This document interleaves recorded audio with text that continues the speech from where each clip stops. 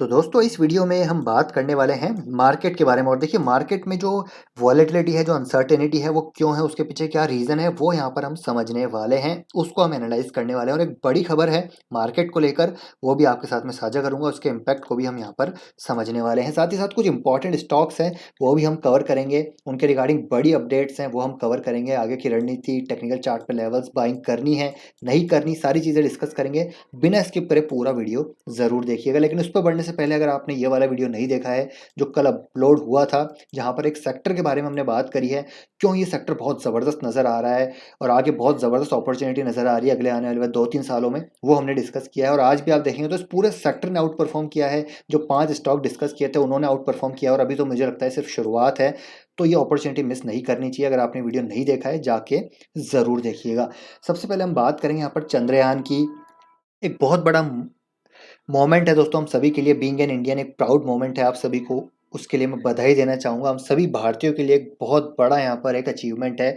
India ने finally देखिए moon पे लैंड कर लिया है। एक अटेम्प्ट फेल हुआ था पहले, लेकिन अब यहाँ पर फाइनली अचीव कर लिया है। और India becomes the fourth nation to achieve this feat and first nation, first country to land on moon's south pole. जी हाँ, तो रशिया ने भी एक बार साउथ पोल पे सॉफ्ट लैंडिंग करने की कोशिश की थी लेकिन वो फेल हुए थे, लेकिन इंडिया ने ये चीज़ अचीव कर ली है। तो एक बहुत ही सुखद अनुभूति है, आप ये कह सकते हैं भारतीय होने के नाते। और ऐसा लग रहा था कि आज स्टॉक मार्केट भी इस अचीवमेंट को यहाँ पर सेलिब्रेट करेगा, लेकिन ऐसा हुआ नहीं।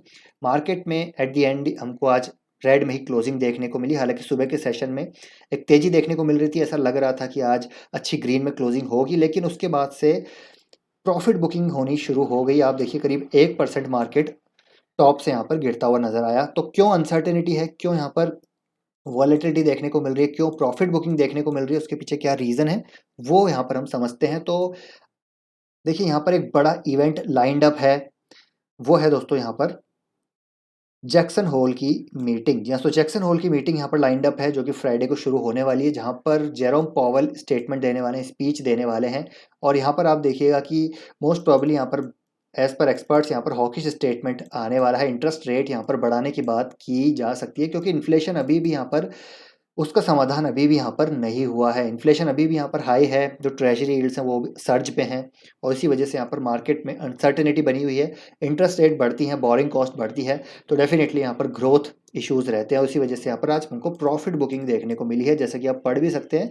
Jerome Powell is expected to disappoint investors looking for reassurance that US interest rates have peaked when he gives a much awaited speech to his peers on Friday। तो यहाँ पर उसी वजह से अनसर्टेनिटी बनी है, उसी वजह से प्रॉफिट बुकिंग देखने को मिली है। तो इसका क्या आउटकम आएगा इस स्पीच का, वो हम देखेंगे। पॉजिटिव रहेगा, नेगेटिव रहेगा, वो बात की बात है। लेकिन जब तक यहाँ पर ये आउटकम नहीं आता, मुझे लगता है मार्केट में थोड़ी सी वॉलेटिलिटी बनी रहेगी। अब बात करते हैं निफ्टी 50 की टेक्निकल चार्ट पे। तो आप देखिए आज के दिन एक रेड कैंडल बनी है, बड़ी रेड कैंडल।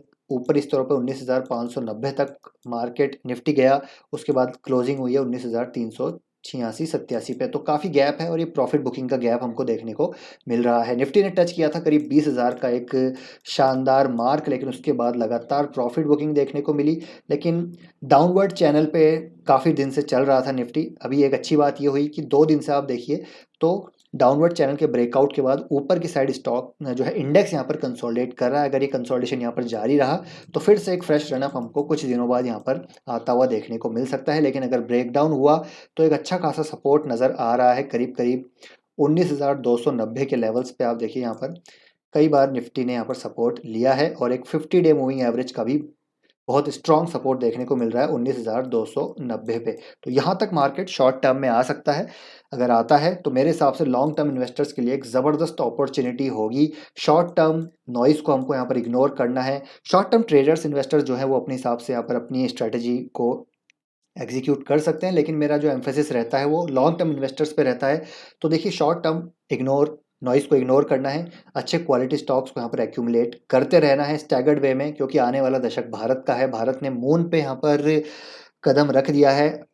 अब देखिए सोलर जो है यहाँ पर मिशन भी लॉन्च करने वाला है भारत, और काफ़ी सारे ऐसी चीज़ें होंगी जो आगे आने वाले दशक में हमको होती हुई देखने को मिलेगी। जो जीडीपी ग्रोथ है वो ज़बरदस्त रहने वाली है इंडिया की। तो इंडिया की ग्रोथ स्टोरी में दोस्तों देखिए हमको इन्वेस्टेड रहना है, पार्टिसिपेट यहाँ पर करना है। आज आप शॉर्ट टर्म वॉलेटिलिटी को अगर देखकर यहाँ पर पैनिक करेंगे तो फिर यहाँ पर अगर आप माल बेचेंगे तो फिर माल खरीदने लायक यहाँ पर रहेंगे नहीं, मुझे लगता है बहुत बड़ा रिग्रेट होगा, री एंट्री करना मुश्किल हो जाएगा। और आपको कोई डाउट है तो आपको यहाँ पर थोड़ा-सा ज़ूम आउट करना है। देखिए ज़ूम आउट करेंगे तो आपको यहाँ पर सारी चीज़ें क्लियर हो जाएगी। आप देखिए यहाँ पर मार्केट में बहुत चीज़ें हुई हैं, आज से पहले भी बहुत चीज़ें हुई हैं। देखिए यहाँ पर लेकिन मार्केट का जो मूवमेंट है, जो डायरेक्शन है वो हमेशा अपवर्ड ही रहता है और ये छोटी-सी चीज़ हम इसको एनलार्ज करके देखेंगे तो बहुत बड़ी लगती है, लेकिन इसका कोई महत्व नहीं है। शॉर्ट टर्म कुछ भी महत्व नहीं रखता, लॉन्ग टर्म यहाँ पर इन्वेस्टेड रहना है। हमको फाइनेंशियल फ्रीडम हासिल करनी है तो लॉन्ग टर्म इन्वेस्टेड रहना पड़ेगा। जो गिरावट होगी उसको एज़ अ अपॉर्च्युनिटी की तरह हमको यहाँ पर लेना पड़ेगा। मार्केट मान लीजिए 18,000 पे भी आता है तब भी घबराना नहीं है, क्योंकि अल्टीमेटली मार्केट को ऊपर ही जाना है। तो यहाँ पर मार्केट की बात करें तो लॉन्ग टर्म इन्वेस्टर्स मार्केट में अच्छे क्वालिटी स्टॉक्स को एक्यूमुलेट करते रहिए। चलिए ये बात होगी मार्केट की। मार्केट रिलेटेड अ, यहाँ पर इंडेक्स की हमने बात कर ली, मार्केट रिलेटेड अपडेट्स की बात कर ली। अब बात करते हैं स्टॉक स्पेसिफिक कोफोर्ज की। तो आज देखिए कोफोर्ज में 10% की शानदार तेजी देखने को मिली है। तो दो बड़ी अपडेट्स हैं यहाँ पर, वो हम डिस्कस करते हैं। तो पहली अपडेट है दोस्तों ब्लॉक डील को लेकर। तो जो प्रमोटर है जो लगातार माल बेच रहा था, उसने फाइनली यहाँ पर एंटायर स्टेक यहाँ पर अपना बेच दिया है। अगर मैं प्रमोटर बताऊँ तो ये जो प्रमोटर है वो है देखिए HULST BV, जो कि बेसिकली बारिंग एक private equity Asian investment firm है हांगकांग बेस्ड, उसकी एफिलिएट कंपनी है। वो लगातार सितंबर 2020 से अपना माल यहाँ पर बेच रही थी। लगातार आप देखिए एक माल बेचने का सिलसिला जारी था, लेकिन अब फाइनली वो पूरा माल यहाँ पर बेच रहे हैं। तो जो एक ओवरहैंग था यहाँ पर स्टेक सेल का प्राइवेट इक्विटी के प्रमोटर के द्वारा, वो अब यहाँ पर निकलता हुआ नजर आएगा और इस चीज़ को इन्वेस्टर्स ने आज चीयर किया है और 10% की तेजी देखने को मिली है। जो फ्लोर प्राइस था वो करीब 4550 के आसपास था और उसको भी यहाँ पर उसके उसके बाद भी यहाँ पर स्टॉक ने आज शानदार क्लोजिंग दी है, करीब आप देखिए 5,376 पे। और एज पर जेफरीज बात करें तो जेफरीज ने यहाँ पर 6,250 के आसपास के टारगेट दिए हैं। तो बहुत ही आउट परफॉर्म की रेटिंग दी है।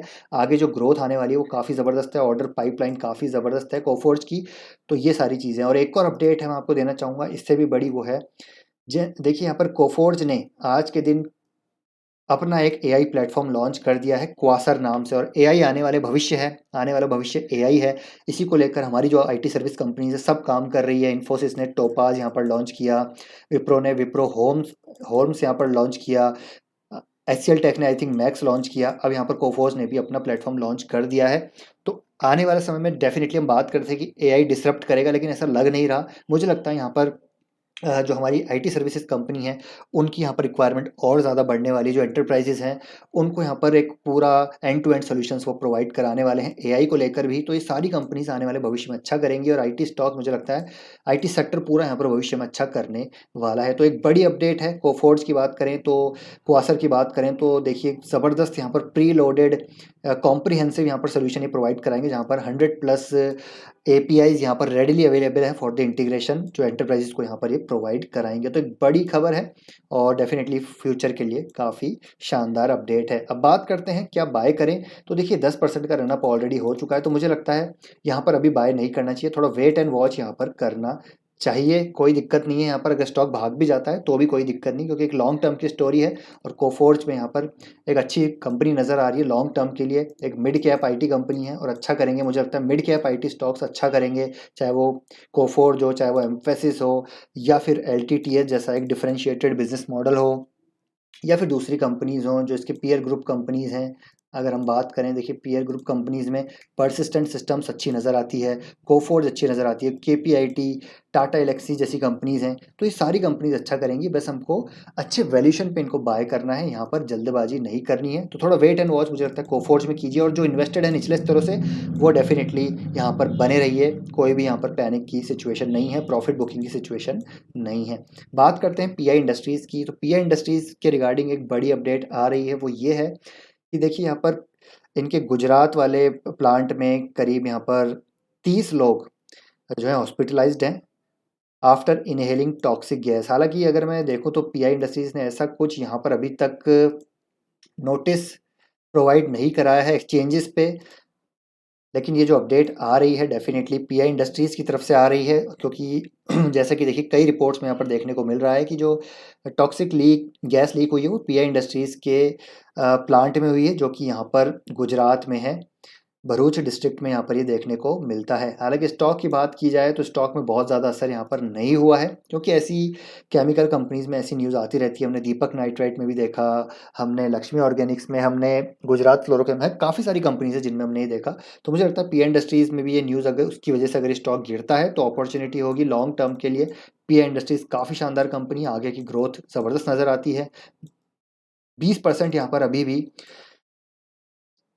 जो ग्रोथ है वो नज़र आती है पीआई इंडस्ट्रीज़ में। तो मुझे लगता है यहाँ पर अगर स्टॉक 3500 के आसपास आता है तो इसको बाय करने के बारे में सोचा जा सकता है। नेक्स्ट है दोस्तों टाटा पावर। टाटा पावर की बात की जाए तो टाटा पावर भी एक अच्छी कंपनी है, और यहाँ पर एक बड़ी न्यूज़ आ रही है कि टाटा पावर ने ज़ूम कार के साथ यहाँ पर एग्रीमेंट साइन किया है, यहाँ पर कॉन्ट्रैक्ट साइन किया है। वो बेसिकली इंफ्रा सॉल्यूशंस यहाँ पर प्रोवाइड कराने वाले हैं ईवी चार्जिंग के लिए। तो एक बड़ी अपडेट है, पॉजिटिव अपडेट है। ऑलरेडी हमको पता है कि ईवी इंफ्रा को लेकर अगर बात होती है तो टाटा पावर का नाम सबसे पहले आता है। तो ईवी को लेकर एक काफ़ी अच्छी कंपनी नज़र आ रही है। ईवी इंफ्रा को लेकर स्पेसिफिकली बात की जाए तो टाटा पावर डेफिनेटली एक गो टू स्टॉक है। टाटा पावर को डेफिनेटली यहाँ पर बाय किया जा सकता है। लेकिन सिर्फ ईवी की बात ना करके अगर हम इसको ओवरऑल देखें तो देखिए, सिर्फ ईवी नहीं, they are more focusing on renewable energy as well. तो फ्यूचर जो फोकस है इनका रिन्यूएबल कैपेसिटीज़ पे है। आज की डेट में अगर बात करें तो इनका जो 66% जो यहाँ पर यूसेज है वो कोल का है, 34% यहाँ पर रिन्यूएबल सोर्सेज से इनका बेसिकली रेवेन्यू आ रहा है। लेकिन आने वाले समय में 2030 तक मैनेजमेंट का कहना है कि 80% यहाँ पर रेवेन्यू रिन्यूएबल से आएगा, 20% कोल से आएगा, और 2040 तक 100% यहाँ पर रिन्यूएबल सोर्स से ही यहाँ पर ये इनका सारा चीज़ होता हुआ देखने को मिलेगा। और जो डेट भी है वो भी ये कम करते हुए नज़र आएंगे।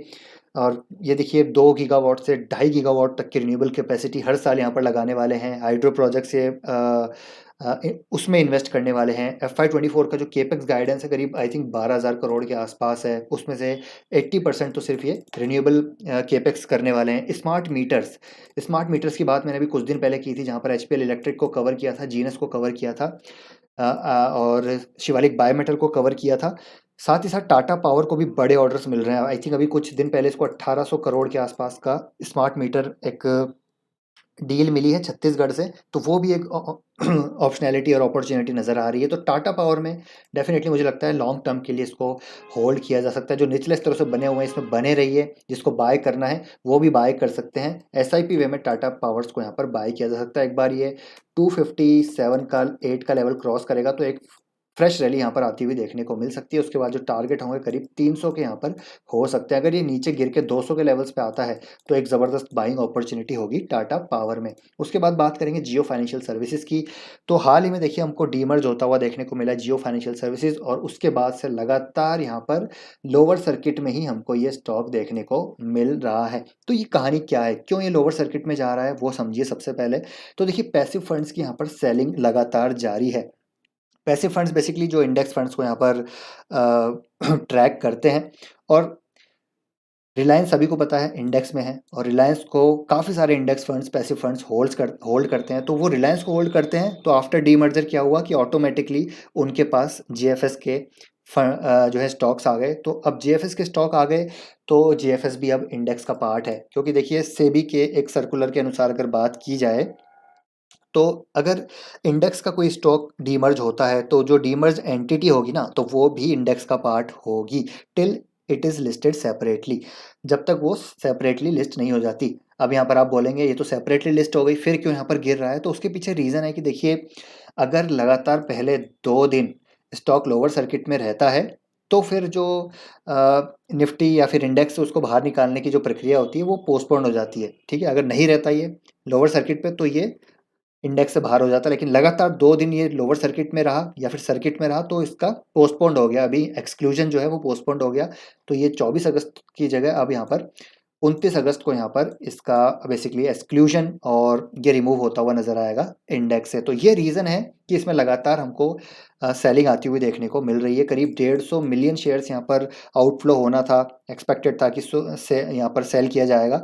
तो वो अभी आई थिंक 90 टू 100 मिलियन के आसपास सेल हो चुके हैं। अभी भी काफ़ी बड़ा एक चंक जो है वो सेल होना बाकी है। तो अभी भी 29 तारीख तक यहाँ पर लोअर सर्किट लग सकते हैं। तो क्या करना है? तो मुझे लगता है देखिए, जो पहले से इन्वेस्टेड होंगे रिलायंस में उनके पास ये जितने रिलायंस के शेयर थे उतने ही जेएफएस के शेयर आए हैं और वो अभी भी अच्छे खासे गेन पे बैठे होंगे। तो जैसे ही ये एक बार बाहर आएगा इंडेक्स से, तो मुझे लगता है फिर से यहाँ पर एक स्टेबिलिटी आएगी। तो जो अच्छे खासे गेन पे बैठे हुए हैं वो बने रहिए। अगर ये नीचे आता है जियो फाइनेंशियल सर्विसेज का स्टॉक, तो यहाँ पर एक्यूमुलेट किया जा सकता है, क्योंकि डेफिनेटली लॉन्ग टर्म इंटैक्ट नज़र आता है। और रिलायंस के जो पेरेंटेज है, जो इनके पास डेटा है, जो यहाँ पर एक वो रीच है, ठीक है, वो यहाँ पर इसको फ़ायदा दिला सकती है जियो फाइनेंशियल को। तो मुझे लगता है जियो फाइनेंशियल में बने रहिए, कोई दिक्कत नहीं है। नीचे आ रहा है, लेकिन जिस दिन ये रिमूव हो जाएगा इंडेक्स से, फिर उस दिन यहाँ से स्टेबिलिटी आनी शुरू हो जाएगी। तो यहाँ पर जियो फाइनेंशियल की बात करें तो लगातार आप देख सकते हैं कि ऊपर इस तरह से गिरता हुआ नज़र आ रहा है। अब बात करते हैं आईआरसीटीसी की, जो अच्छा नज़र आ रहा है। मैं टेक्निकली यहाँ पर बात करूँगा, फंडामेंटल्स तो अच्छे हैं। आईआरसीटीसी डेफिनेटली एक ज़बरदस्त मोनोपोली है, हालांकि रेगुलेटेड मोनोपोली है, वो हम हमेशा बात करते हैं, लेकिन at this point of time काफ़ी अच्छा नज़र आ रहा है। वीकली चार्ट पे देखिए स्टॉक में एक कंसोलिडेशन है। 1 साल 1.5 साल से स्टॉक कंसोलिडेट कर रहा है। एक जो trend line, downward trend line का था यहाँ पर सप्लाई, वो यहाँ पर सप्लाई जोन वो यहाँ पर ब्रेकआउट होता हुआ देखने को मिल रहा है। आप देखिए स्टॉक यहाँ पर कंसोलिडेट कर रहा है वीकली चार्ट पे। डेली चार्ट पे बात करें तो डेली चार्ट पे देखिए क्या ज़बरदस्त कंसोलिडेशन है, नीचे वॉल्यूम है, तो इसको यहाँ पर बाय किया जा सकता है। आईआरसीटीसी को बहुत ज़्यादा एलोकेशन नहीं देना है, ऐसा नहीं है कि यहाँ पर 15-20% एलोकेशन देना है। यहाँ पर 5 से 8% एलोकेशन भी काफ़ी है, क्योंकि यहाँ पर कभी भी रेगुलेशंस आ सकते हैं। ऐसा नहीं है कि यहाँ पर ये मोनोपोली है तो कुछ नहीं हो सकता, रेगुलेटेड मोनोपोली है। कभी भी यहाँ पर प्रॉफिट शेयरिंग हो जाएगी, पता नहीं चलेगा, उसके बाद स्टॉक गिर जाएगा। तो डेफिनेटली बाय किया जा सकता है, लेकिन एलोकेशन का ध्यान रखना है। 80% यहाँ पर देखिए ई टिकटिंग रेवेन्यू आता है इनका, हो सकता है ये 90% तक जाए। जैसे जैसे 5G पेनिट्रेशन बढ़ेगा और ज़्यादा यहाँ पर डिजिटल अवेयरनेस बढ़ेगी, तो ई टिकटिंग रेवेन्यू बढ़ेगा, तो यहाँ पर अपॉर्चुनिटी ओपन होती हुई जाएगी। रेल नीर की बात करें तो वो एक अच्छी अपॉर्चुनिटी है, जहाँ पर हो सकता है मिनिस्ट्री ऑफ रेलवेज से ये बात करके इसका प्राइसेस में बढ़ा दें। प्राइसेस बढ़ेंगे तो अगेन यहाँ पर ईपीएस बढ़ता हुआ देखने को मिल सकता है। तो ये सारी चीज़ें ऑप्शनैलिटीज़ हैं आईआरसीटीसी के रिगार्डिंग, जो भविष्य में काम करती हुई नज़र आ सकती हैं। तो इसलिए ग्रोथ तो अभी नज़र आ रही है, तो इसको यहाँ पर बाय किया जा सकता है। नेक्स्ट हम बात करेंगे यहाँ पर दोस्तों, नेक्स्ट हम बात करेंगे एक और अच्छा स्टॉक यहाँ पर अच्छा नज़र आ रहा है, वो है इन्फोसिस। इन्फोसिस की बात हम क्यों कर रहे हैं, क्योंकि इन्फोसिस भी यहाँ पर अपने मूविंग एवरेजेस के ऊपर फाइनली वापस आ रहा है। देखिए अपने मूविंग एवरेजेस के ऊपर फाइनली यहाँ पर आ रहा है। अभी एक अच्छी खासी डील इन्फोसिस ने यहाँ पर साइन की है। तो इन्फोसिस ऊपर इस तरह से काफ़ी करेक्शन पे देखने को मिल रहा है। अगर आपका लॉन्ग टर्म का नज़रिया है तो यहाँ पर आईटी स्टॉक्स में डेफिनेटली बाय करना चाहिए, और इन्फोसिस यहाँ पर अच्छा नज़र आ रहा है। With high dividend yield, high growth prospect, Infosys यहाँ पर बाय किया जा सकता है, और यहाँ पर काफ़ी टाइम से कंसोलिडेट कर रहा है। तो इन्फोसिस को लॉन्ग टर्म पोर्टफोलियो में आप ज़रूर बाय कर सकते हैं। तो ये हो गए दोस्तों कुछ स्टॉक्स मार्केट को लेकर अपडेट। तो आई होप ये वीडियो अच्छा लगा होगा। वीडियो पसंद आए तो वीडियो को लाइक कीजिए, शेयर कीजिए, चैनल को सब्सक्राइब कर लीजिए। आपका ओपिनियन ज़रूर शेयर कीजिएगा मार्केट को लेकर, स्टॉक्स को लेकर। मिलते हैं नेक्स्ट वीडियो में। Till then take care, bye bye.